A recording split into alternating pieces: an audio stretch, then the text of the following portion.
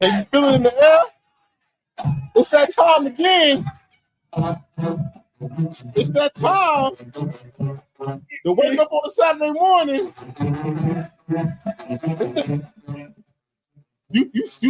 I can smell the tailgate. I can smell the ribs.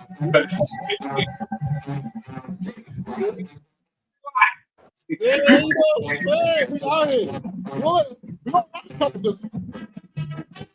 Had to start with Norfolk State. Gotta play a little bit more because I don't want to piss off because you know my HBCU be listening. And I ain't trying to ask about what about us? What about us? Hold on. So let me cook for a minute. We're gonna get there. We're gonna get there. Pissing them off about the strongest band in the land. About the baddest band in the land. Let's get to the other one. Come on. Some people today is gonna learn today about HBCU football, HBCU band. And that's what we're about on IDK Sports Pod. We teach.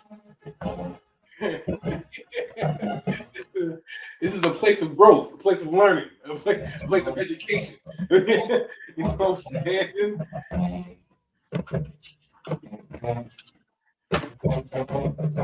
Yeah. It's that time again. Big Bubba on the tuba. Big Bubba on the tuba. It's a tuba thing. Shout it. All right. Let me get this one out the way. Let me get this one out the way because gotta play A&T. Or I might be this song about my whole family. But we're gonna let them rock a little bit. We're gonna let A&T rock a little bit. Even though they always think they're better than everybody else. You gotta win at something, right? Yeah, you gotta win at something. I think this actual performance was when y'all beat them too.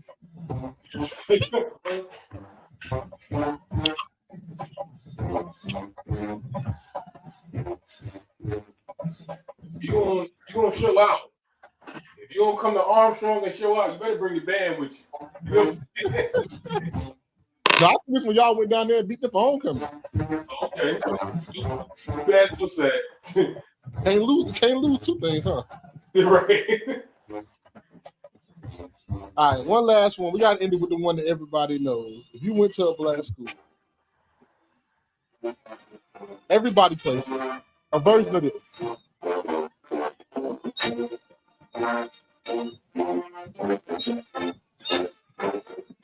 Yep.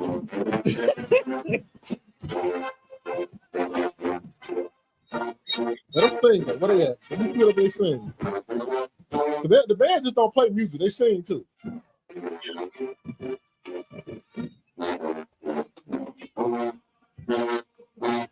How they all sound so deep?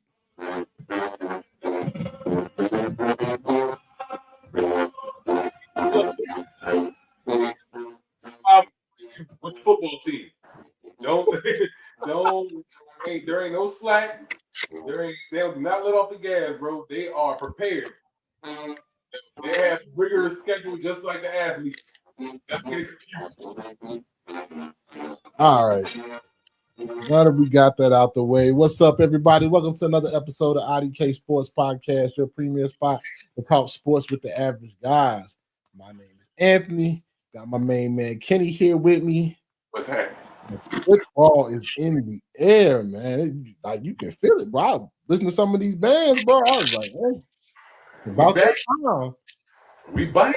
About that time. Camps done opened up. Everybody, I think put the pads on today. So yeah, it's about that time, you know.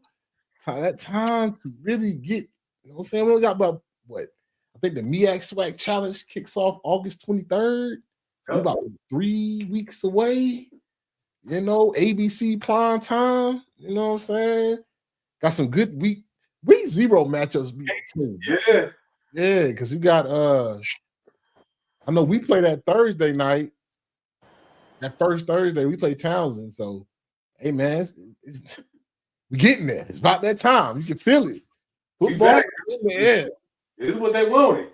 This is what they wanted. Definitely what they wanted. Before we get into this, this is like the start of for everybody that is gonna be tuning in the next couple weeks. This is the start of our college kickoff series. Okay, so we're gonna since leading up to college football, since that's the big thing, we will talk a little bit of pro in between, but leading up to college football, we're gonna break down each conference each week. So this week, as you see from the thumbnail, we're gonna do some HBCU football. We'll cover everything HBCU Division One.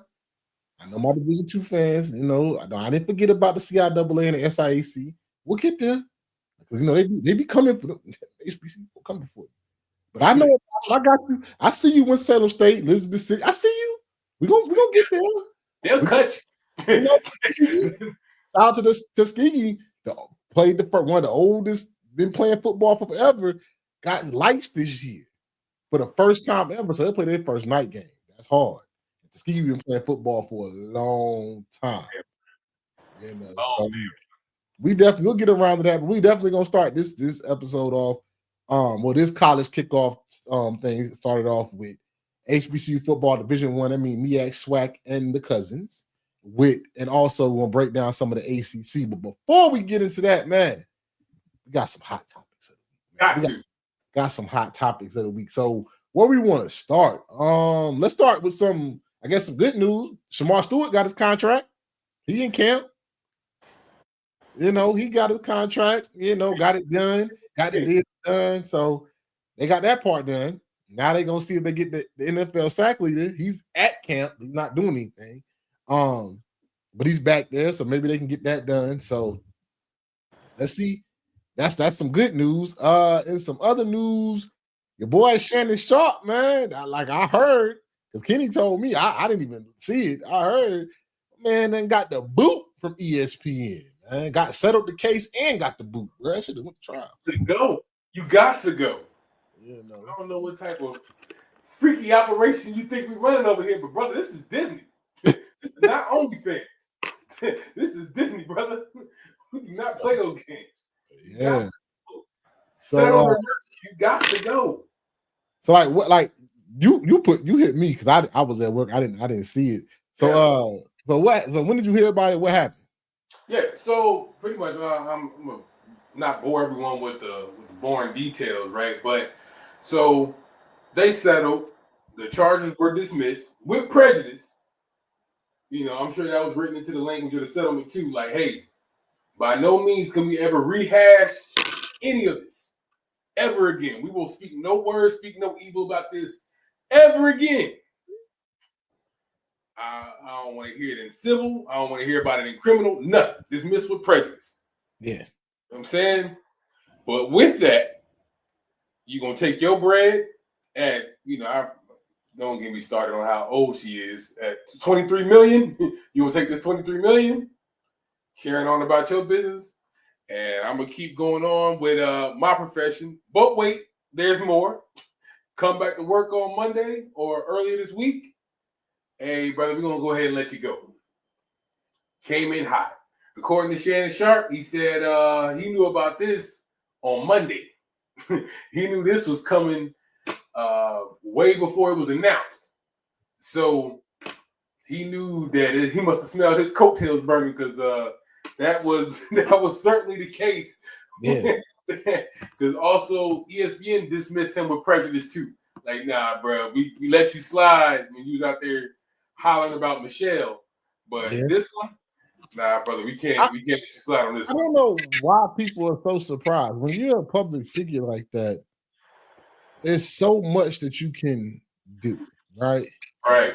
It's so much because you're always representing the public, the platform, right? Shannon Sharp, too, at the same time, is not an A mic on national TV. He's a B mic on national TV. Like, you're not going to give him a show on ESPN like you would a Pat McAfee or Stephen A. Smith Even I don't like saying it, even the Nick Wright. You know what I'm saying? Damn sure ain't no Colin Cowherd. So, but with another person, he's really good. And I know that sounds crazy coming from like me and us. Like I don't got a platform nowhere near as big as Shannon. But he feeds off his funniness and stuff, feeds off of that while on topic. That's why Nightcap does so well for him and Chad, because when he can go off topic, say what you want to say, it's a little different. You know what I'm saying? So now you put that in there, and then you have, like I said, the one with the video with the sex tape, where everybody can hear you. They're like, okay, we'll let that slide. Honest mistake, you're a grown man, consent and stuff. This come out even though, like I said, I don't know what happened. We don't know what happened. The optics don't look good. She was 19. It just don't look good. So now us at Disney are like, is it worth it? Are you worth the drama at this point? Yeah. I guess Disney made that conclusion. Do I think that he'll be gone forever? No. I think he'll end up spotting maybe back at FS1. I think he might end up NFL Network. Maybe not full time, but like spotting up at NFL Network. It's just, I think now, like he has his podcast. It does very well. Both of them. Like one where he does the interviews at that Club Shay Shay or whatever. What is that one? And Nightcap. And Nightcap. They actually are a really good show. I've watched it from time to time. They're not bad. They're really good podcasts and really good YouTube shows. But none of these cats like think about it though. Is levels to this speaking thing, especially on the national platform. As good as Stephen A is, as good as Pat McAfee is, one person I think is really great that really did a great transition from player to sports and everything. I gotta guess. Nate Burleson is killing the game. My man is on CBS Morning. You know what I'm saying? Oh, brother, he ran from the Michael Strahan playbook. Like, some cats have it. Some cats just have it, and some you can't teach like some of this charisma to be on national TV. Like I said, Tony Romo as a color commentator, I think he's working his way to be one of the better up there. Even though he wasn't, some people might say he wasn't a great player. Tony Romo is really good for TV, but Shannon could work on TV, but you have to tolerate. He gonna say some off the wall stuff. You got to keep him on script. It's kind of like him and Gil are in the same boat, right? Gilbert Arenas and him could be great for TV, but national TV, you got to carry yourself a little different way. Even Pat McAfee know where to toe the line at. You know what I'm saying? So that's all I gotta say about that. I'm not surprised that he got fired. I'm not surprised at all. He might make his way back on ESPN, but for right now, my brother, you got to go for a little while. We might turn around and bring you back next year if you keep your head down and keep your nose clean. I think it's one of those things where, in the case of Gil, because he's been in the news recently too, and with Shannon and with the crew that's over there at Fox, bro, it's not necessarily what you bring on camera. You're entertaining, you're fun to watch. You still add some professional commentary, to the topic. We have no complaints about who you are when the lights are bright or when the lights go on and the camera is recording. We got no issue. What we do have issue with is who you are outside of the studio. And that's been the case for all these cats, whether it's ESPN or Fox. None of us are above a making mistake, but it's the reoccurrence of mistakes. It's consequences to every action too. Right. It's like nobody. Well, I was the second one. I was like, y'all tripping. That's nasty. You crazy. But people make mistakes, but it's still consequences. You know what I'm saying? It's still accountability, regardless of what you do. So, like, when you take the personal side of it as a business, sometimes you gotta step away. Even if I like you, sometimes right now I can't have you here. You gotta step away. Yeah, you got as the old folks say, man, you got too much saying. You got too much going on for you right now. So it's like you said, maybe you catch on with Fox because for damn sure they need another spark. But for the time being, hey champ, work things out by all means. Between the Nightcap and Club Shay Shay, he brings hella good interviews through. Yeah. You know what I'm saying? He's averaging, a mil plus on, on Yeah, you. he's not hurting. I mean, it ain't the ESPN bag they supposed to get. But he ain't hurting. Yeah. He's not hurting. Especially being that he's the sole proprietor of both of those shows, you know what I'm saying? So no? Am I You don't see that V in the corner? over there lurking? Yeah, you don't see that V in the corner? I don't know if it's up, if the contract up, but yeah, that Colin Cowherd started all of them. DraftKings. Well, But Club Shay Shay did sign Jeff Teagan in podcast under his Shay Shay production. So, like I said, he ain't hurting. He ain't gonna be hurting. All right. Well, God bless you, brother. That's all I gotta say. Man. All right, so let's get into, you know what I'm saying, some people that ain't fired yet. Let's get into some HBCU football, man. Let's get into it. This is what we're talking about this week. I've been excited for this week. And because football's here, man. Everybody want to talk football in August. It's time. It's about that time. Everybody's right now. Everybody feel like 18. No, we got it this year. It feels good.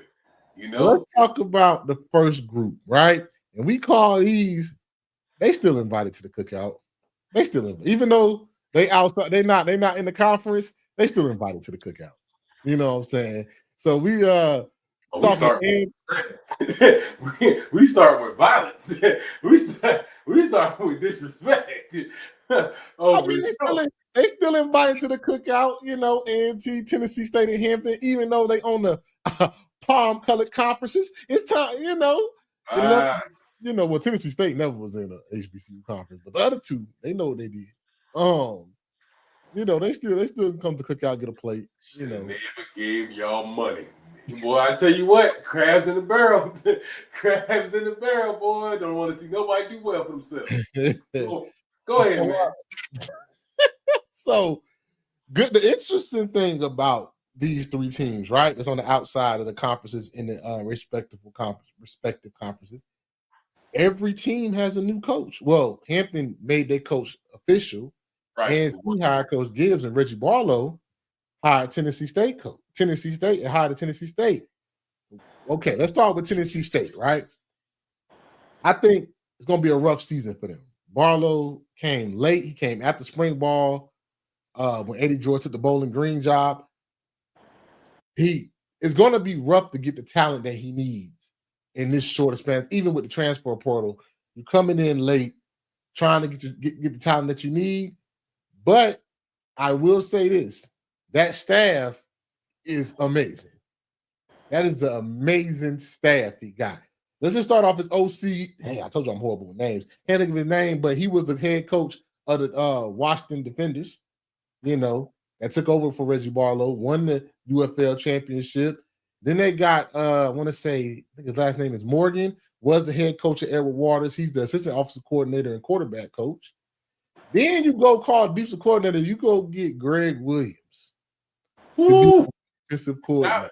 Not Bounty Gate. Yeah, you go get Greg Williams to be your defensive coordinator. So Greg Williams, defensive coordinator, and a really good staff. You know what I'm saying? Cedric Thornton is on that team. On that staff, linebacker coach, well-known defensive coach, recruited down in the SWAT. He got people in strategic areas like Morgan, head coach Eric Waters, that left to be the coordinator, Florida ties.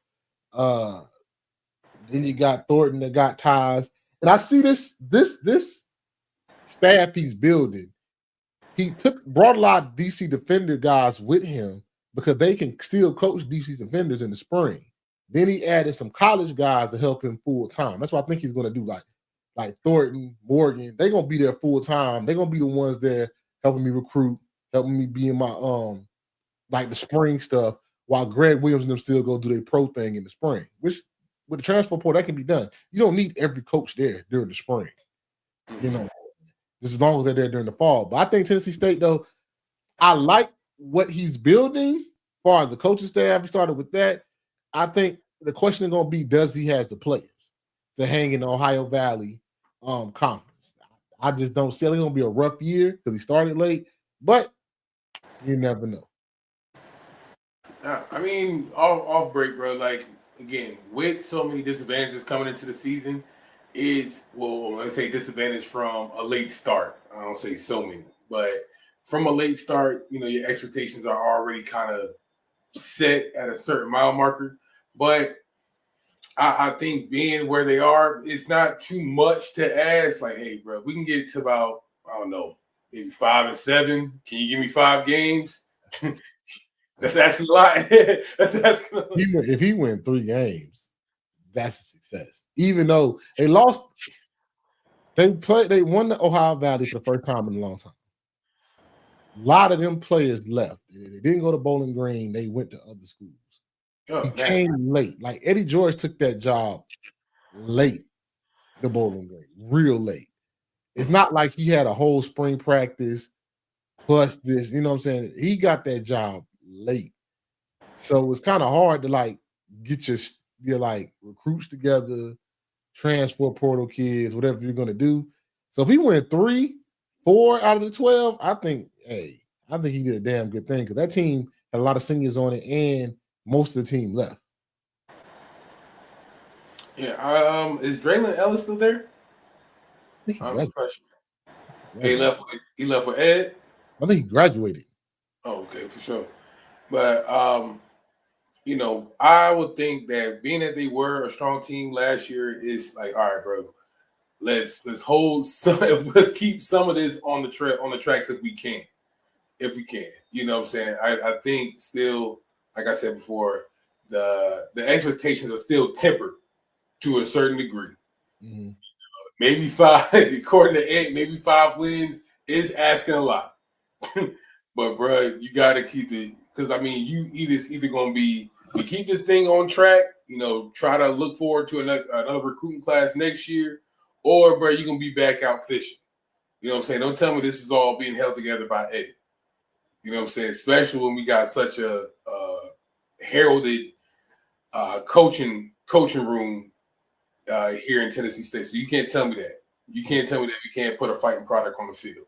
I mean, yeah. I mean, I'll be competitive. I think they'll be competitive, but with the transfer portal, it's hard to keep guys. Once the coach leaves, like the guys can go. Like it ain't like back in the day we had to sit out of here. I can go somewhere and play right away. You know what I'm saying? So, like, I think with Ed leaving, then Ed's son left too, which he was the best defensive player on the team. The D tackle that was really good. He went probably group of 5. That team had some like Ed had built. I mean, Eddie George had built that team for like the past 3-4 years. That's how like so. There was a lot of upperclassmen, and yeah, you might have had the young boys stay, but the young boys ain't proven yet. So I think they'll be competitive. I'm gonna give them 3 to 4 wins, max. And I think that's a great season for them. They win 4 games. That's a good season for the later they started. You got something to build off of, and then you go out, hit the recruiting trail, get the folk that you want to come to Tennessee State with that coaching staff that you got. Go get the players that you need so you can run your scheme. Because now he's starting so late, you're not even running your scheme. You're running what the players can do. You're not even running probably what you really want to run. Nah, yeah, this is too late. Well, starting in the spring or coming in after the spring game or spring ball, it's like, yeah, it ain't time to recreate the wheel. It ain't time to flip the whole scheme on its head, bro. It's time to take what we got. Let's move forward. I mean, let's keep in mind, no matter, I understand coaches left, players left. You know what I'm saying? We still had a playoff berth last year. You know what I'm saying? We still made it to face off with Montana last year. You know what I'm saying? We still got a couple things to hang our hats on. Now, again, take the bones that was left from that last regime, and let's try to gut this season out to where we can get back and everything's new. Yeah, like I said, 4 to 5 wins, Tennessee State. 3 to 4 wins. I meant to say Tennessee State. That's what I got. Let's move on to HU Hampton. Hampton's a tricky one for me because you still got the coach did better than expected last year. I think I won 5 games last year. Sure. So had a good year. The tricky thing is you lost your O-line coach and you lost a lot of players, which was expected. but because your coach left late, so didn't that many people transfer because the coach was on the staff. So now that your coach is not a full guy, some cats left. I think Zealous transferred to Rhode Island or something like that. I think the other quarterback transferred. So you coming in this year with a brand new quarterback, had like 2 offensive linemen leave. Kamari Gray from Phoebus, the receiver that was a dog, he over at Norfolk State now. That team lost a lot from last year's team, which if that much didn't happen, I think big coming to Norfolk hurting them because a lot of them boys on that Hampton team were the 7-5 guys kind of jump ship to go to Norfolk State.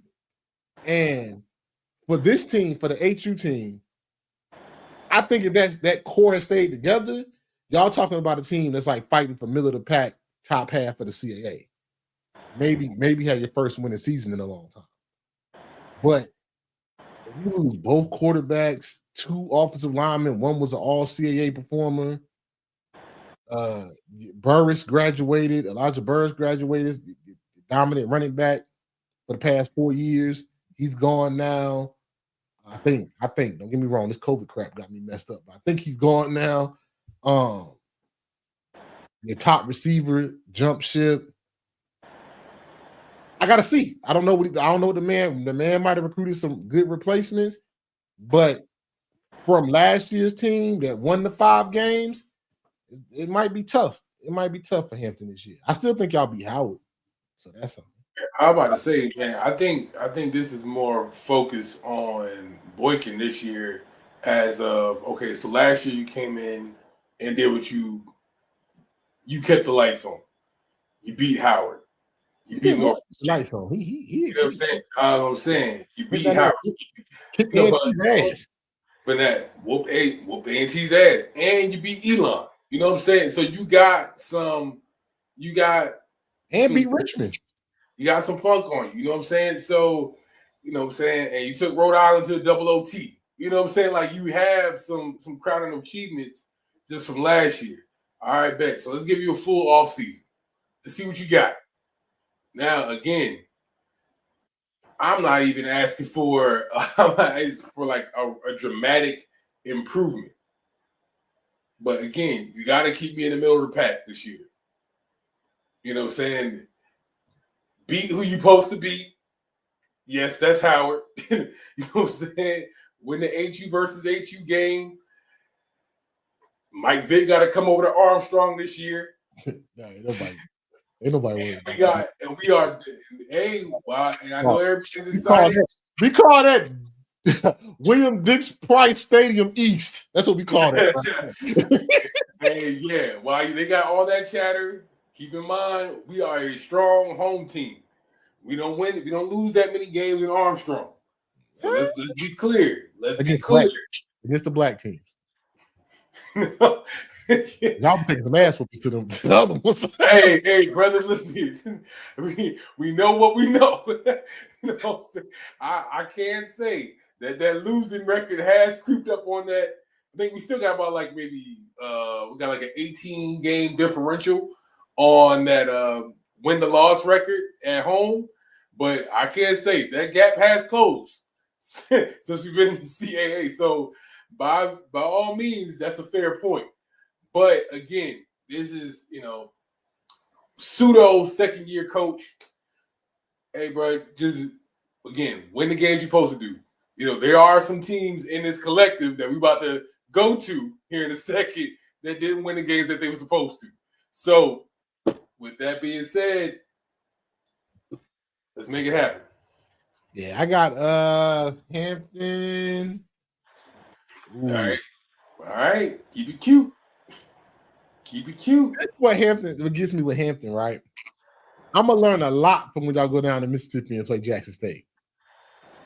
That'll tell me a lot. Even though I don't expect y'all to win that game, that's a damn good Jackson State team. That's a really good Jackson State team. Mm-hmm. Sometimes it's not about you winning; it's about how you lose. Oh, we're talking moral victories. No. This is the first game of the season. But like y'all going up against a team that's like TC Taylor and them ain't playing down there. They got some boys down there that can really They got a good team. Let's put it like that. So if y'all go down there and lose by 10, a touchdown in that stadium, 35,000 people there early in the year. If y'all lose by like 10 or 7, I'd be like, okay, Hampton, they still got a chance. I would give y'all 4 to 5 wins. If y'all go down there and get blown out by 3 touchdowns, 3 wins, bro. 3 to 4 wins. Y'all gonna be out. Hey, brother, pack it up. Pack it up. I'm gonna give Hampton 4 to 5. It's like a spades thing. Got 4 in a pop. Y'all 4 in a pop. I expect 8. I get that. You know what I'm saying? If we etch out a few more conference games, and here's the thing for me, if you drop a game to Jackson State, in some wild world you drop a game to Norfolk State, that's going to happen. You know what I'm saying? If you pick up a game, keep a job, that's better happen. But if you pick up a game against, like I said, they beat Elon last year. If you pick up a game against William and Mary, you know what I'm saying? Or you pick up a game, who else is in the CAA? You might catch a Bryant team that's rebuilding. Catch Richmond again. So you go back to A&T. Y'all was real comfortable there the last time. I mean, you could just mark that on the board. I mean, you could just say that's, we could just call that a dub. But other than that, if you pick up some conference wins, again, I'm still rolling with Boykin. I'm comfortable with that. Yeah, I'll say 4 in the pop. 4 in the pop. Stop hating. No, I'm not hating. I'm saying 4 in the pop. Like, if y'all had that same squad, like a lot more of that retention from that squad y'all had last year, I would say 5 to 6 wins. I'm not even gonna lie. 5 to 6. I'll say I'll be going at least 500. But that's it. Again, I think Ed's made a good point. And at this level of football, bro, recruiting classes mean a lot. As far as retention and keeping those classes together throughout their 4 years, which is increasingly hard to do in this. We ain't got to keep harping on the transfer portal era, but you know what I'm saying, it's increasingly hard to do, especially for HBCU football. So those losses do count in the case of Tennessee State, in the case of HU. You know what I'm saying? Those losses are very impactful on the team and very impactful in the locker room. But again, trusting Boykin, because with them having a full off season, he also brought in his crew. He brought in his crew too, brought in his transfer students too, or transfer athletes too. So I'm reluctant. To even think that this is going to be 4 in a pop. Okay. Okay. Last one. Let's go A&T. A&T, now they do got a new coach. Coach Gibbs is new as head coach, but not new to the system. Was the running? See, my dad said it. We shall see. Because all right, Pop. I got you. I got 2 numbers coming up here soon. Go ahead, Ed. Cue us up. A&T, we got A&T with Coach Gibbs, not new to the program.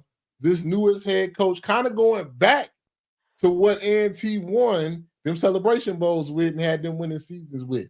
Cut from the same tree was the running back coach. So, he was the running back coach for Tariq, the running back coach for Jermaine. You know what I'm saying? So all them boys he recruited, and he worked with. So A&T always had a good stable of running backs. And I think A&T about to get back to, like, for lack of a better word, Aggie football. You know what I'm saying? Everything does come down to quarterback play. But so with A&T, right? This one I'm gonna say again, 3 in a pop. Maybe if he do 3 in a pop for a team that won 2 games in 2 years, that man did an amazing job. You know what I'm saying? Like, they only won 2 games, and last year they didn't beat no Division I school. They only beat Winston State in overtime. So that program went from a 7-4 team to Vincent Brown just decimating the team. So now with this team, with A&T, I think you're going to see it's more about what style of football they're going to play more than maybe the wins on the field. Like, are they gonna get back to physical football? Are they gonna get back to running the ball like they used to, stopping the run like they used to, hard hitting defense, big offensive linemen pushing people out the way? Are they gonna be working back to that more than I think it's more about the style of play and people seeing improvements in that more than the wins? Because you're talking about a guy like the other team, we said the cupboards are empty. The cupboards might have got empty from teams that was doing decent. These jokers, you might want them to go anyway. They only won 2 games in 2 years. All the way to go is up. All the way to go from here is up.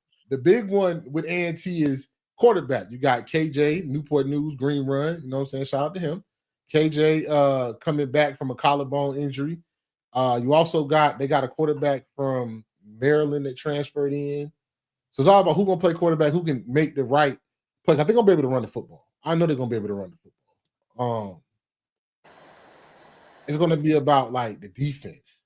And again, like I said, with Hampton, A&T and Tennessee State got a test. They played each other the first game of the season at Tennessee State. So I think both can use this as a litmus test of where they are. I think both are going into that game expecting to win that game. You got 2 rebuilding programs trying to win that game. A&T ain't played Tennessee State since they met in the playoffs.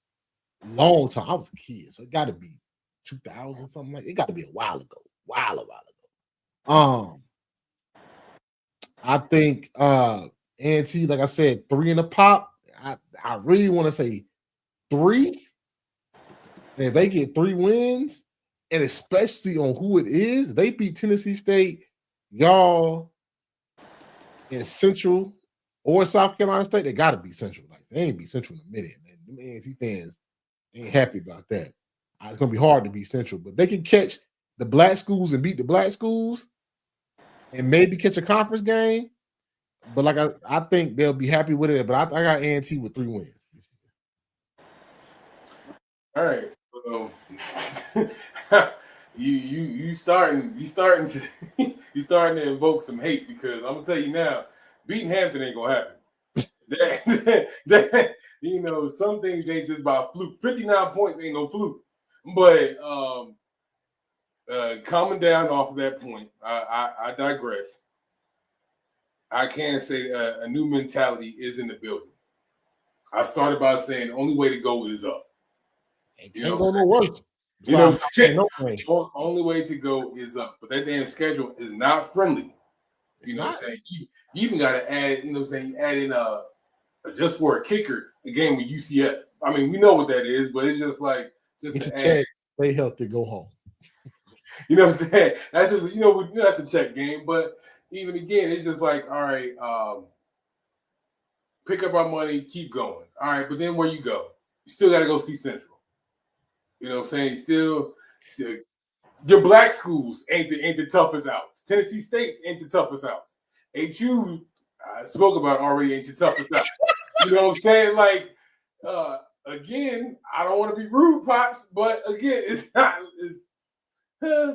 Again, it's more. We're looking for more for culture.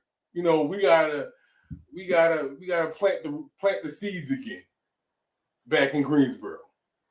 You know what I'm saying? We gotta plant the seeds again. We'll check back again maybe in a couple years, see how that recruiting class is doing. Let Coach Gibbs make chicken, as he likes to say. Let him make chicken and see.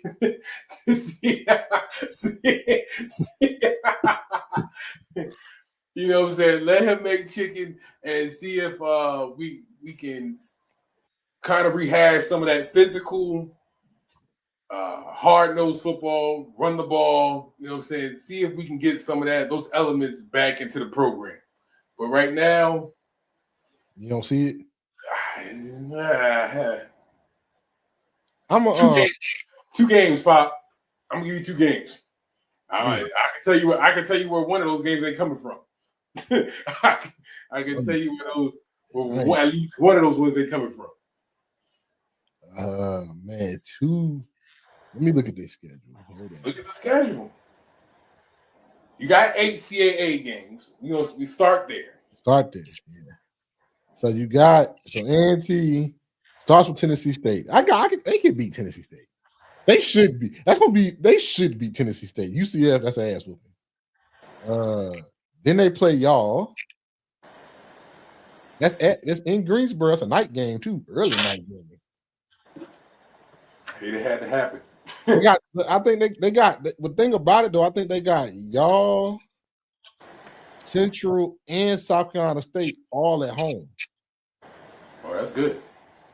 But so that helps them. That helps. Does help. Yeah, it's gonna be real. I think, like I said, if he can win 3 games, I think he'll be doing a great job. I mean, I think it's a success. I mean, Vincent Brown, you only won 2 games in 2 years. Can't get no worse. I don't know what I don't know what we're projecting here. Because then you got the band. You know what I'm saying? You always got the band. You always got the band. Pops, y'all need time. Like, you got to get a recruiting class in, get the mentality back, and I think Ante gonna play. But all this comes down to quarterback play. Tennessee State, HU, and Ante. I think out of all these teams, like HU, that's what makes me weary about HU because both quarterbacks left, the starter and the backup. Yeah. Tennessee State, I think Ellis graduated. And Ante, are you gonna go with KJ again? Are you gonna go with somebody else? It's all gonna come down to quarterback play. I think all these teams, besides Hampton, I think Tennessee State will be grateful for 3 wins with the turmoil, with the turnover they got. I think Ante will be damn sure grateful with 3 wins. And I think HU, if he can go back, if he can win 5 to 6 games again this year, then okay, now, okay, we got a good trajectory coming. And then you beat who you supposed to beat. You know what I'm saying? You beat Mike Vick, it ain't gonna happen. But if that happened, that helps him. And of course, y'all done beat Howard for a decade, so he can't lose to Howard. So I think these teams, so these teams, Tennessee State, Maine, South Carolina State, all them teams. So let's see what happens. Let's move on to the next HBCU conference. The one that matters, the MEAC, the hard-hitting, run the ball, 3 yards in a cloud of dust, MEAC football. We're going to talk about MEAC football. So off the rip, the MEAC preseason order went South Carolina State, Central, Morgan, us, Howard, Dale. Let's go. Let's get into some. Wait a minute. Hold on. I got stats. We had our player of the year of the MEAC, which this one kind of you can help me with this too. The MEAC preseason honors player of the year was for defensive players Eric Hunter. I mean Buchanan watch list player for the best FCS defensive player in the land. Get it? I get that one. The one for preseason player of the year kind of throws me for a loop. It's Jason Collins Jr. from Morgan State. He is also a halfback, right? Now follow me, Kenny. Follow me and see if this makes sense. Help this make sense to me. Okay. Ask me, did he make the preseason first team all MEAC list? Did he? No. Kevon King from Norfolk State and Eden James from Howard were the 2 running backs for first team preseason. And my man Jason Collins Jr. was second team running back preseason. So a person you projected not to be the best running back in the conference, you predicted to be the player of the year, that don't make sense to me. Stranger things. That don't make sense. Stranger things happen. That don't make sense. So you're supposed to be the best player in the conference, offensive player in the conference, but you're not even the best at your position. Mm-hmm. In preseason, you wasn't even voted the best at your position. That's very. I don't get that one. Yeah, not supposed to make sense. You thought about it. That's your problem right there. You thought about it too long, and that's your problem. But getting into it, I'm gonna highlight some of them. We're gonna I can't do all of them. I gotta do 3. Yeah, but, of course. Let's start from the bottom up. Dale State. Hey, I think Dale State's gonna be exciting. They got the quarterback from Sacramento State is gonna be their quarterback. I think Deshaun is gonna be exciting. He's going to sell. They're going to sell. It's all about selling tickets right now. Right. Rebuilding up there in Delaware, setting the recruiting pipeline from California to come to Dale, setting up a pipeline, playing Norfolk State at Lincoln Financial. It's their home game, so they can pay for it. Ooh, our home game, I would have been pissed. But setting it up, they're going to be very exciting. They're going to sell. I don't see a lot of wins, maybe 2. But I think they'll be excited. Yeah, I like again, I like the class that he brought in. You mentioned the quarterback from Sacramento State. I like the wide receiver that he pulled from his alma mater, his high school alma mater, Long Beach Poly. He got him to flip and got him to come over to Delaware State and kind of hold that flag for him, especially at a position that he knows all too well. So if he can be his, y'all relax. I'm not saying he is, but if he can be his Travis Hunter to what Deion was when Deion was at Jackson State, if he can be, I think his name was Jaden Robertson or Robinson. Yeah.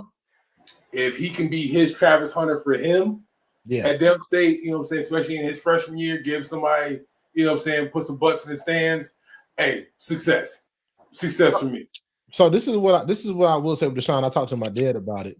Yeah. Prior. You can bring in good recruits, right?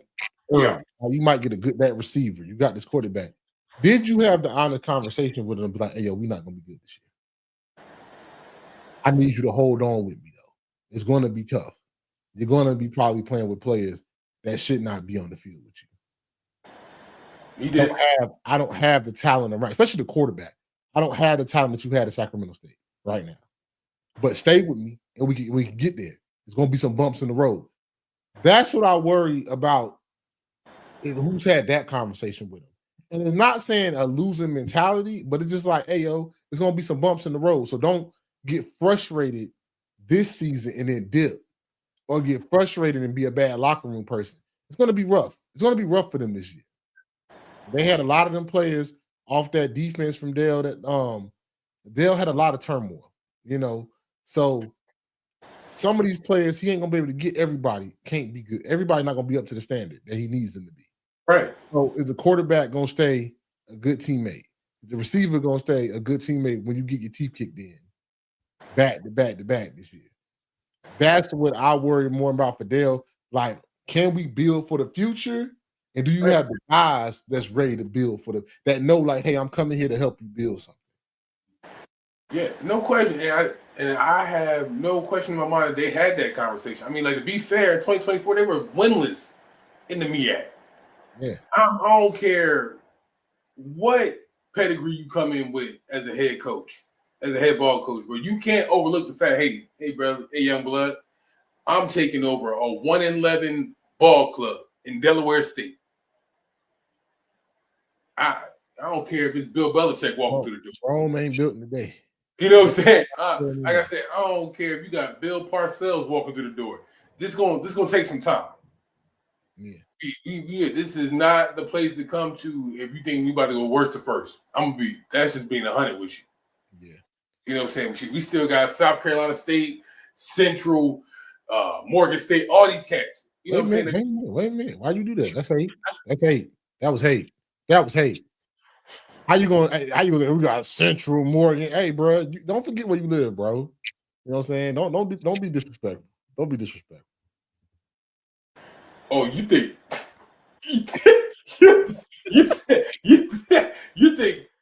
okay. Hey, no whole time. You know, y'all been, you know, I know one person out of our friends group be ready to go to Lincoln Financial for the game. That's a fact. That's a fact. Twice to go to Philly. Let me finish, man. But to answer your question, I think Deshaun for sure had that conversation with him. Yeah, for sure. And with a couple other cats he brought in into that program. Hella transfers. You know what I'm saying? So, you know what I'm saying? Hey, bro, we gonna have, I won't say it'd be much of a fight, but hey, we gonna show up. But right now, I need you to be a good teammate. Yeah. Going up the order, Howard. Howard is a tricky one. That defense graduated a lot of players. That defense was not the Celebration Bowl defense, but it was. Huh? You can say it. Yeah, it ain't the Celebration Bowl defense, but it was still a good defense. Had some good players still. Offensive line graduated a lot of people, but you still got Eden James. You still got Scroggins. You still got Hawthorne. You still got some playmakers on that offensive side of the ball. And I will say something about, I think his last name is Scroggins. I think he's from Vegas. The boy can take off. The boy is a flat out. He can throw a little bit, but like if you rush too fast, he can take off. I mean pull away speed too. Like ain't even close. Eden James, and he must love Howard, and he rocking with Coach because I think this is his first year where he actually gets a chance. He don't got to share the rock. And then the thing about it, he was sharing the rock with pro guys like Hunter. Got try out with the Bears towards ACL, ended up not making the team. Not Hunter, but the guy with the dreads. I forgot his name. With the locks. And then Hunter last year was a preseason MEAC player of the year. You know, he been having to share the rocks since he's been there with some good running backs. This is his first year as a true senior. I think he's a senior this year, or a junior, one or two, where he gets to tote the rock himself. So he's a dynamic player. He can make dynamic plays just like his dad did. And I'm excited to see what he does. So yeah. I think Howard returned. They definitely got some returning talent, right? You mentioned some. I think this along that D line, Miles and Abdul Ali along that defensive line. You know what I'm saying? And first teamers at that. You know what I'm saying? So let's be clear. You know, these still defense is still going to return some type of firepower up there. And then on the opposite side of the ball, we say the QB can fly, and even in times you still got Tim Artis Jr. at tight end that can make some plays happen. So tricky nonetheless, but as far as 2025, I think they still may fall just above what I would say about fifth or sixth in that conference. I would suspect, but you're gonna be. I'll say just above last. I wanted to say just above, right? Below average. So yeah. We'll see. How it go? I got it. We'll see how it go. Finish next. Go to my squad, Norfolk State, and this is where I'm people gonna say I'm fan hype. I'm being a fan, and I am a little bit, but also. I also think Vic has a chance for this team. If the quarterback play work out, if Otto is the quarterback or the new kid is the quarterback, if we have good quarterback play, Vic convinced a lot of these boys to stay and then played 3 years of football together. This will be their fourth year. You kept Kevon King there. That was the big one. Kept Kevon King, which probably is going to end up being MEAC Player of the Year. You kept Cameron Thomas, deep threat. One-on-one contested catches. That's his thing. It was good last year. You kept Big Krishan Lynch on defensive end. Big, you know what I'm saying? Tackle for losses, sacks. Tariq Miles is still there. You kept Jalen White, great return specialist straight out of Hampton High. Phoebus 1 to 2. A lot. Vincent Bird on the O-line. You kept a lot of talent. Now remember, had a ton of all MEAC talent. Dylan Long is still there. Like, it's a lot of talent from last year that is still there, that stayed. On top of some big-time transfers they had come to help fill out that secondary that lost some people. The secondary was good last year. We lost. We trying to replace Devon Allen and Tyron Malley, both interception leaders for 2 years in a row in the MEAC. So, but you replace that. I mean, you probably know the names more than me because but you replaced that with some good transfers, some guys that played. You know what I'm saying? Went and got some good D tackles. Went and got like 4 D tackles from Group of 5 and Division 2. You know, it's going to come down to quarterback play. I don't know who gonna be if Otto's going to be the quarterback. Remember, Otto before he had the trouble he got in was preseason player of the year last year, or is it going to be the new kid that Vic brought in? That's going to be the question. But I think it's a sleeping giant. If the coaching can catch up with what talent we had, remember we was only losing games by a little bit. We wasn't like getting blown out. We had Townsend up 17-7 in the third quarter. Coach let them come back. We was up on a lot of teams. We was whooping FAMU ass in the SWAC MEAC challenge. running up and down the field, but coach got too conservative. Now you got an offensive-minded coach in Vic. Gonna keep opening up the playbook a little bit. We still got a good cut. Listen to me, Vic. If Vic don't hear nothing else, if Nova State fans hear nothing else, give that rock to number 9, Kevon King, and I promise you, he will take you to the promised land. Straight out of Chesapeake. The boy, you seen him play. The boy is one miss away from taking everything to the house. Get him the ball, and then work off of that. But I'm gonna take my fan cap off. I'm gonna let you speak. But I was surprised when the roster came out that Vic kept that much talent from last year's team to stay and not leave. And them boys done played. They started as freshmen together. They played a lot as freshmen. Yes, we lost AJ to NC State. I knew he was gonna leave. That's a big L. But these boys have been playing since they was freshmen together. Now they all seniors and juniors. It might be time for it to pay off, and don't be surprised down the end of the year you look at Norfolk State fighting for a MEAC championship. That's all I'm all right, listen. I'm not gonna do too much because I know you got the full rundown. I see it like this, right? If I'm being fair, what happened is what was expected. Vic stepped in. That was a shot heard across the world. We got transfers from South Florida, from Louisiana Tech. We got transfers from right across the water, right in Hampton. Boys jump shit. You know what I'm saying? It was all out brigade to be expected. You know what I'm saying? Like, at this point, I kind of like bite from, what a more seasoned head coach would say, like, hey, bro, at this point, you got so much talent coming in and so much returning talent between Miles. We just talked about Kevon King up there at the D-line. You know what I'm saying? DBs. You got so much returning talent already. It's like, bro, at this point, keep it simple. Keep it simple. You don't have to. We just talked about get the ball to Kevon King. Strong defense. You know what I'm saying? I know you got a bunch of receivers from West Hale and Norfolk. You got a whole bunch of receivers transferring in. I know you want to just, hey, let's drop back 34 times. No. Keep it simple. Let's not get cute. Out the gate, you playing, was it? I think y'all got Central. Townsend. Oh, no, I mean, excuse me. At the Townsend, I'm talking about the MEAC matchups. So you got, hold on. After that, you got Central probably soon. Don't get me wrong. Help me out. And Central. Let me get the thing, because I think Morgan. We only play 5 MEAC games. So let me hold on. So off the rip MEAC games. So we play State, South Carolina State, Dale, Central, Morgan, Howard. And before I let you go, I'm gonna know a lot about this team because like our non-conference ain't even that rough, right?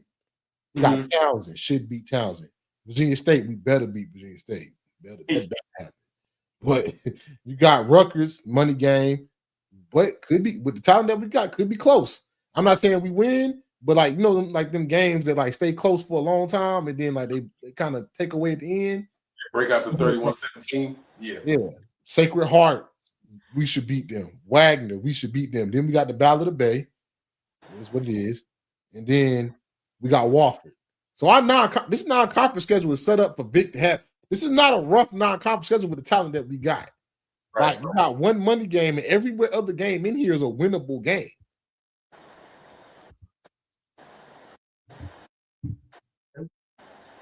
Again, I think you've been handed the keys. You've been handed the keys to fundamental success. A lot of returning talent, a lot of added firepower through transfers on both sides of the ball. Yeah, you know what I'm saying. You got a workhorse in Kevon King again. Just keep it simple. Just keep it simple. You know what I'm saying. You got some dogs there in Norfolk State. I'll give y'all that. I got some dogs. Some first teamers for sure. Without doubt. But bro, at the end of the day, don't coach. You can also overcoach. Yeah, keep it simple. Keep it cute. Keep it simple. Keep it real simple. And you gonna say, to Ant's point, as much as I don't want to say, y'all gonna be in every game.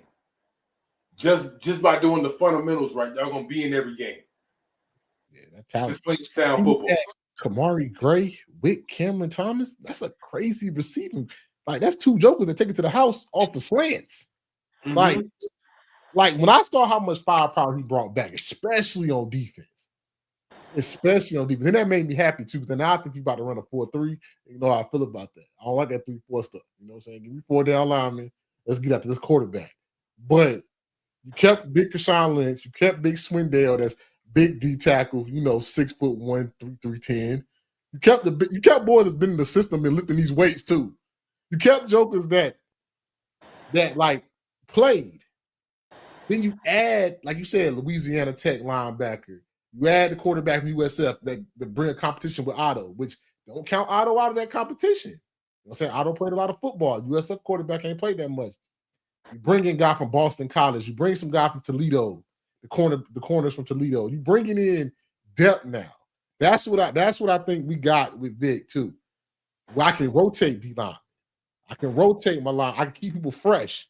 You know what I'm saying? And then, like you said, give Kevon King the ball, bro. That's all you gotta do. Let King take you to the promised land, man. Talking about a preseason Walter Payton award watch list, HBCU Player of the Year award watch list. Don't know why he ain't preseason Player of the Year, but I digress. Whatever. All right. You know what I'm saying? It is what it is. Next up, Morgan State. Morgan State come down to Morgan State. Morgan State got to have a quarterback. Who gonna throw the ball? Defense against Damon Wilson gonna be always amazing. They're gonna be able to run the football. Can they find a quarterback to make throws? That's really all it is, Damon Wilson. If they find a quarterback to make throws, Morgan State going to Celebration Bowl. That's how good of a defensive coach he is. You just got to score 7. These jokers went to Northwestern and beat Northwestern 2 years ago with no quarterback. They almost beat another Power 4 team if dude didn't throw the interception in the game. Like, that defense is that good. That man know how to coach defense ever since his days at Bowie State. Mm-hmm. All he needs is 17 points. All he needs is 17, 21 points, and they're going to win. They got to find a quarterback. They get a quarterback. I heard it here on IDK Sports. If Morgan State quarterback is just efficient, Morgan State wins the MEAC. No, that's how much I believe in that defense that Damon Wilson built. Yeah. Now, I ain't got to belabor the point, but the defense going. They find. They had so much success on defense, bro. I kind of just expected the defense is going to deliver. They gonna just find a way. With that coach, they just gonna find a way. You know what I'm saying? Even if we don't see it now, you know what I'm saying? With cats like Hunter on your defense, you just gonna find a way. And that corner, one of the corners is a preseason FCS All-American. Yes. Yeah. So, and you know what I'm saying? So you just gonna find a way. Again, if you find out an answer at quarterback, again, we can be right there to the end, hanging right up there with North Carolina Central and South Carolina State. I ain't got to belabor the point. Yeah, if they find a quarterback, bro, so I'm sorry. If they find if Central, not Central, but it's very hard to beat them. If they get a quarterback that's efficient, get them 21 points, Morgan State is a problem. A problem. Like, I mean, I'm not just talking about for the MEAC, a problem for FCS football, period. Yeah. Even for the money games, right. like go out there and get your...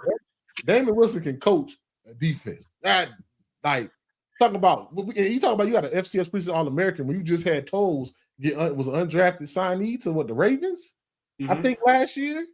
I mean, this past year, like you just regurgitating talent after talent on that defense. Eric Hunter's the man now. When your man last year, was the man? Was it Williams? He was nice too. Elijah Williams. So like, you just keep turning out talent on that defensive side of the ball. All you need is a quarterback. Make some plays for you. That's all you need. Central. This is my actual MEAC team to win. I know they predict the order for South Carolina State. I think Central has a lot coming back, even though they lost their running back to Virginia. But you got the quarterback. You know who your quarterback is coming in this year. Walker Harris is the quarterback. Yep. And the left-handed assassin that when he get his rhythm, when Walker Harris get his rhythm, he's hard to beat. Now, if you knock him off his rhythm early, he kind of gets average. But if he start flowing in the offense, making the throws, seeing it, making throws, I done seen him. He's hard to stop. Trey's always gonna have a running back that can run the ball. They're always gonna be a physical football team, very physical football team. That's just where he come from. You know what I'm saying? A very physical football team. I got Central personally winning the MEAC this year. I think it's gonna be a close race. I think that 1 through 4 is gonna be really close. But I personally got them winning only because give them the edge. You got your quarterback. You know who your quarterback is. Yeah. No. Again, not to belabor the point, bro. Like, I have Walker Harris and Kevon King neck and neck for MEAC Player of the Year. And with how the award goes, if Walker Harris takes that next step, hands down, that's his trophy. That's his achievement to win. You already talking about a player that threw for almost 2,000 last year, probably had close to 20 tugs last year. If again, to the point you just said, starts to see it a little bit clear. Another year in the system starts to, bolt down some of those loose screws. But like, take that next step. Bro, we right back at the, you know what I'm saying? We right back there in the thick of it come Celebration Bowl time. But they're not. I still got SC State as my winner this year. That's a cop out, but they're returning a lot of talent. But Central, they got a lot of returns too on defense. So Central, I only give Central the edge over South Carolina State by a little bit because South Carolina State, it all fell in the right place. I mean, Phoenix was at Benedict with Chinnisberry, came to South Carolina State, knew the offense, fit like a glove. That a lot of them players from Benedict came with them, and they just knew the system. They knew the system. And when your quarterback know the system, it makes it a lot easier. Now, they did get the quarterback that transferred in. I don't know if everybody remember. I can't think of his name, but he was at Valdosta. Remember the Netflix show that happened? Yeah, he was the young quarterback that had the girlfriend and stuff like that. Oh, man. That's him. Yeah, that's him. Like, yeah. So he transferred in to be quarterback. I think they got a quarterback competition going on. I think Chinnisberry's still gonna have. I think they still got a good defense. They still got a good offensive line. Only reason why I give Central the edge by a little bit because Walker Harris is that quarterback. And when you know who your quarterback is, you can come in the season kind of just letting it go. Letting the playbook go. But South Carolina State's still gonna be a really good team. I think they're gonna have a little bumps, maybe some growing pain bumps because last year such a high for them. Nobody thought they was gonna win the MEAC, and they did. But yeah, South Carolina State's still gonna be a really good team. So that's the MEAC, man. So let's thank everybody for rocking with us. IDK Sports Podcast. Don't forget to like, share, subscribe, and hit the button. Let's move right along to the next HBCU conference. SWAC football, man. SWAC football, the Deep South. Man, I think they on their tailgates, they be making like frog legs and stuff, man. Really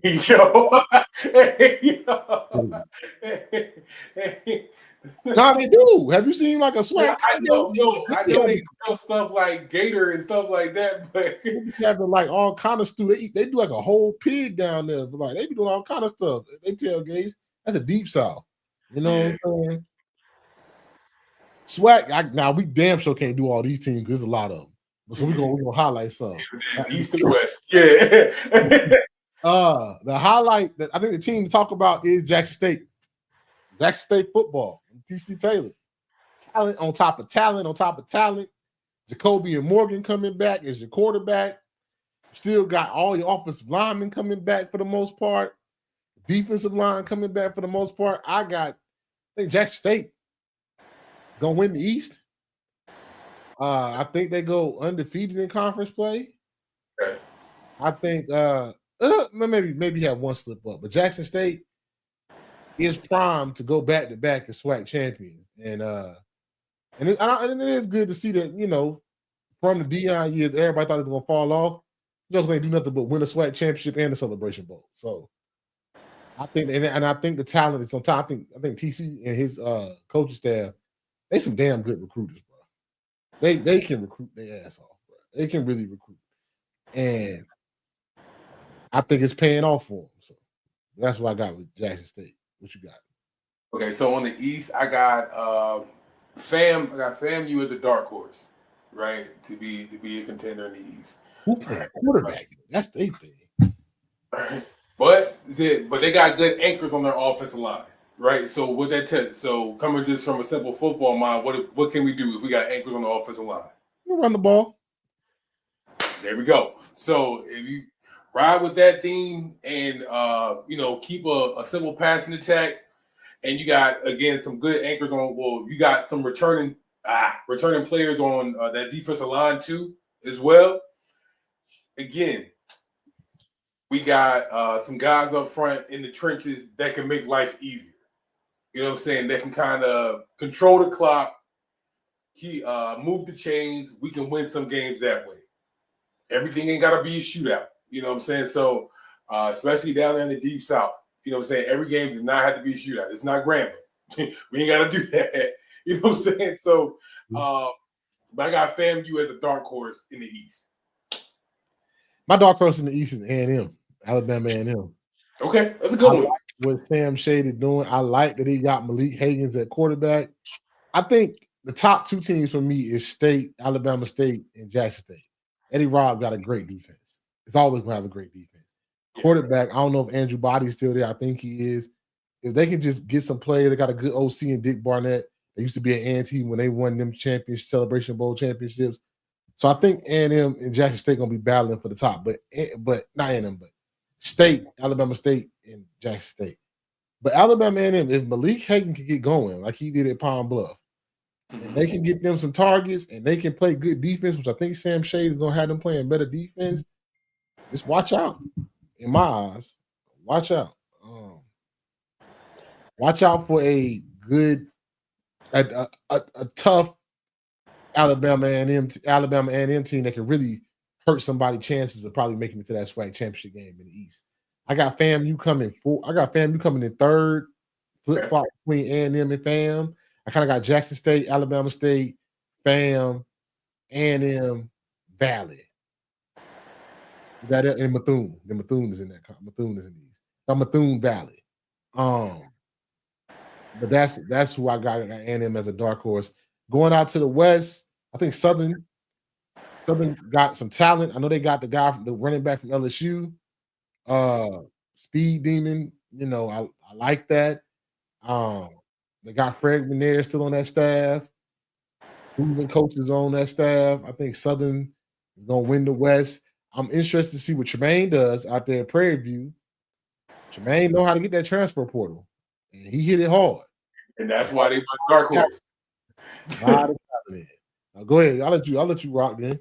Yeah, that's exactly why I got them as my dark horse over there in the West. You know what I'm saying? That team, outside of what they brought in transfers too, they got a lot of depth on that team. So what does that say? They kept a lot of retention in-house, a lot of rising juniors, a lot of rising sophomores. So just that continuity within the system alone is going to breed success. You know what I'm saying? So I have that paying dividends on Saturday. So especially when it comes out to competing with teams like Southern, you know what I'm saying? Southern's already built themselves into a juggernaut coming off of last season. So what we can meet with that is experience and depth. And I think Prairie View has that in spades this year. So going into this season, I got Prairie View as my dark horse.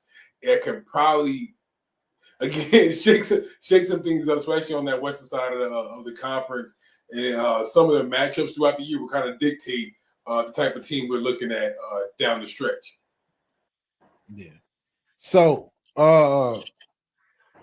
just looking at the preseason order for the West, I like that. I mean, I like the order. I think I like Southern at the top, Alcorn number 2, Prairie View number 3. That could be number 2. Texas Southern, I got to see who their quarterback is and see how they do, but them finishing 4th. I like Grambling. Pine Bluff to wrap it all up. I think the SWAC gonna come down to again Southern and Jackson State.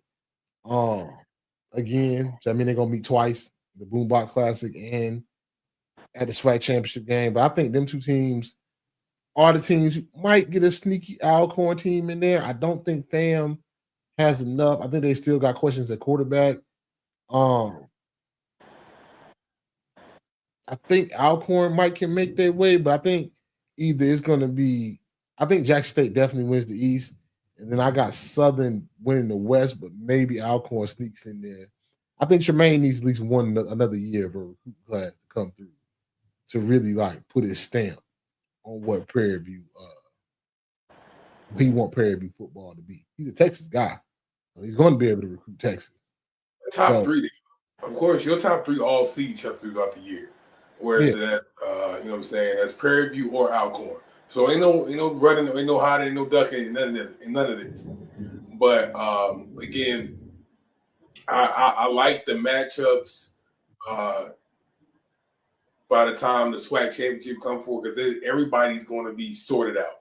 Shit, even FAMU's going to see Jackson, even though, so that's going to also dictate how the rest of the year flow. Because being that I got FAMU as a dark horse. And the crazy thing about Jackson plays Southern and Alcorn, which is the two top teams in the West. Mm-hmm. So, and they got to play FAM. So if Jackson State beat all them, it's going to prove the point that they. Oh man, yeah. Nah, it's no looking back after that. It's no looking back.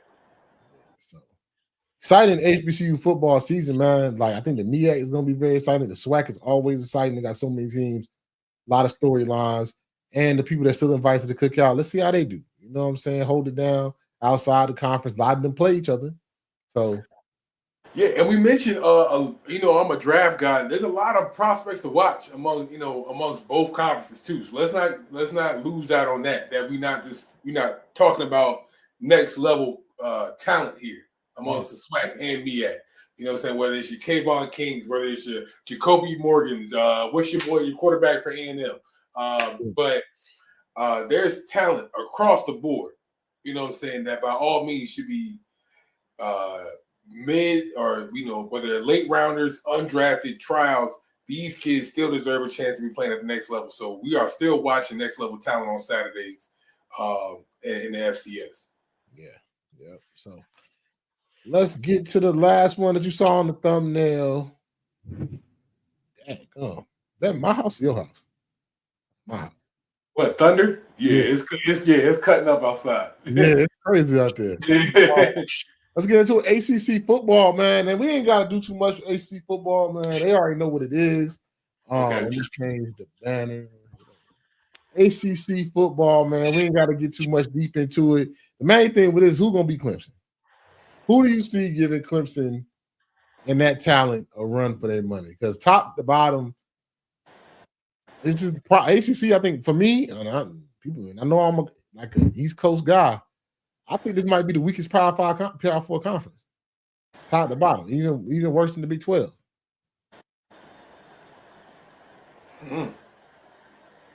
I mean, Miami ain't the same. SMU ain't the same. And those are your top contenders to dethrone Clemson. You know what I'm saying? Those are after that, what you got? Georgia Tech. Who? What? Sneaky. I would also like to mention Georgia Tech should be in the consideration for giving some teams some tough comp down the stretch of the season. But I maintain it. How do you feel about Florida State maybe coming out of nowhere and being good again? It don't take much. They got plenty of money. What you think Mike Norvell got? I mean, do you trust him? I think last year he shot for the fences because you know what I'm saying, they got played out of the playoffs that year, and they felt away. And that was probably one of their better teams in a long time. Okay. Then he shot for the fence and said, "Hey, we got some talent. Let's go get some transfers." It didn't mesh. That's part of the transfer pool. I think Florida State is a telltale sign that sometimes it always doesn't mesh. And I'll add into that, they do got another shot in the arm with bringing Gus Malzahn onto staff as an OC. So that might be another shot in the arm for offense too. So That could be another kick up in competition too. So, How do we feel about Syracuse? I don't know. What you think? What you think Fran Brown got? They were tough out last year. In his first year, they were tough out. Yeah, and there was a lot of pro talent on that team too. So it was a tough out. Not too hype on Duke.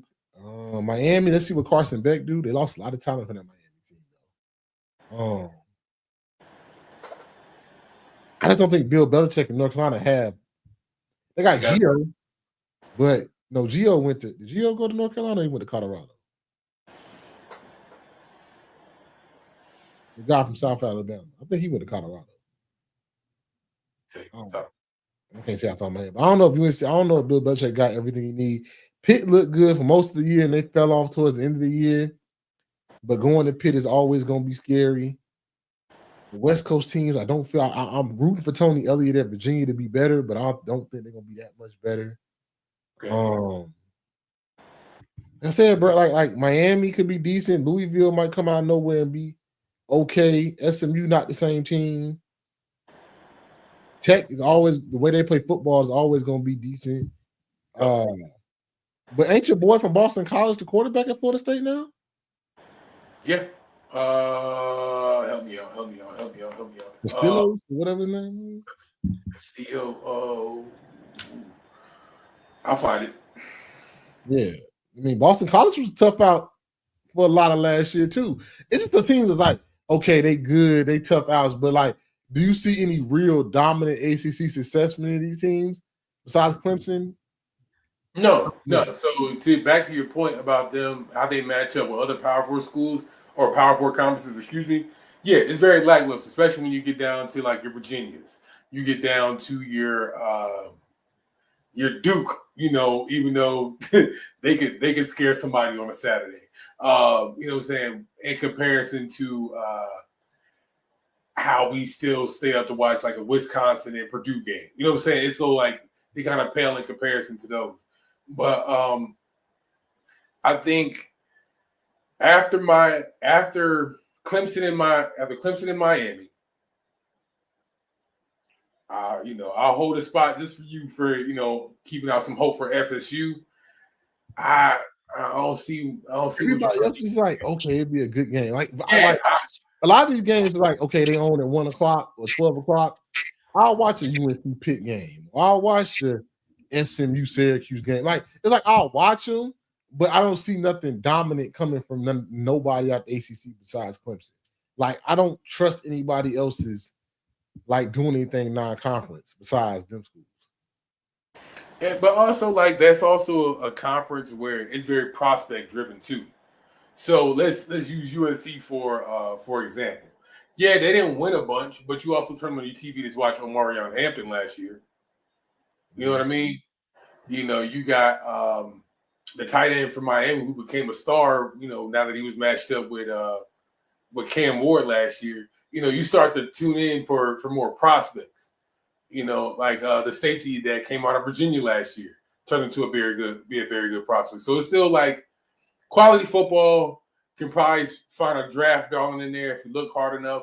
So it's still worth the watch, even if it don't play out well in the collegiate scheme of things, like for playoff or betting favors for those that kick in come DraftKings time. But it's still you still get to get a few diamonds in there, a few diamonds in the dirt. Yeah, I'm just looking at this conference top to bottom, man. The ACC might like. Yeah, and said I'm not seeing it. Out of the Power 4 schools, this might be like I'm thinking the American and Sun Belt will give a lot of these schools a run.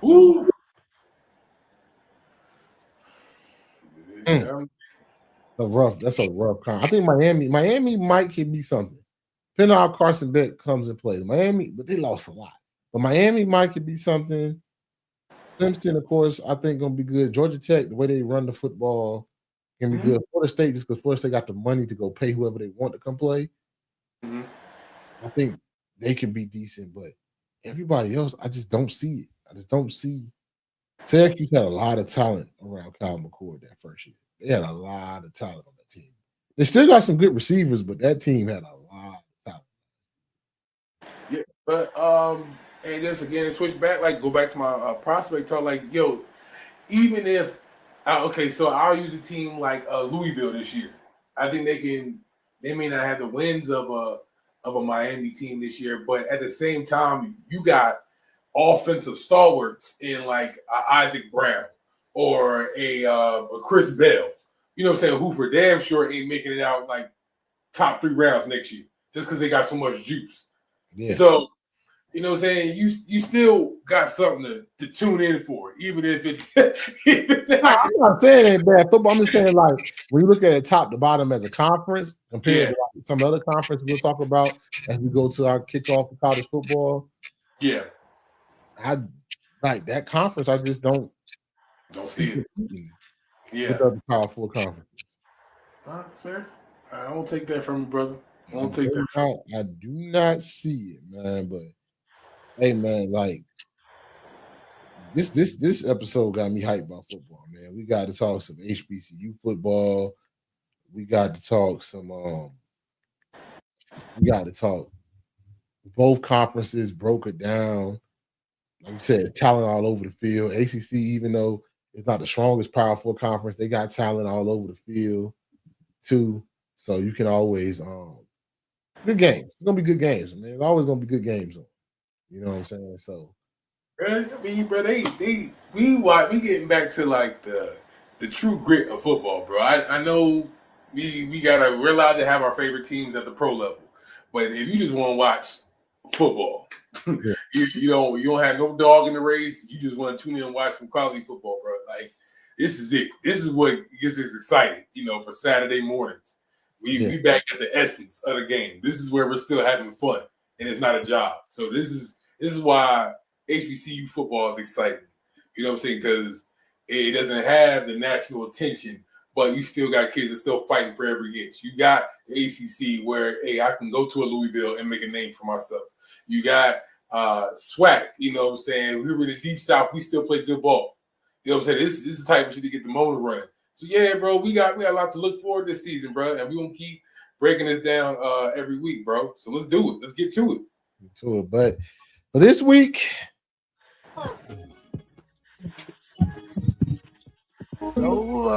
IDK Sports Podcast, the premier spot to talk sports with the average guys.